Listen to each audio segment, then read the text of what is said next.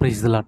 கிறிஸ்துவுக்குள் பிரியமானவர்களே, கிறிஸ்துவர்கள் அல்லாத வேறு மதத்தார் கிறிஸ்துவை புறக்கணிக்கின்றார்கள் என்ற எண்ணமே பல கிறிஸ்துவர்களுக்குள் தோன்றுகின்றது. ஏன்?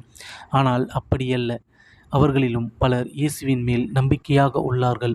அவர்களிடம் அன்பாக பேசினால் அன்பாக சொல்லுவார்கள், இயேசுவும் ஒரு தெய்வம் என்று.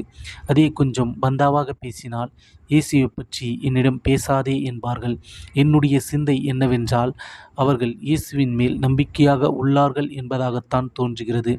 இனி நாம் வேண்டா வெறுப்புக்காக அல்ல, கிறிஸ்துவத்தின் அடிப்படையே அன்புதான். அந்த அன்பின் வழியிலே சுவிசேஷம் அறிவிப்போம். ஆமென்.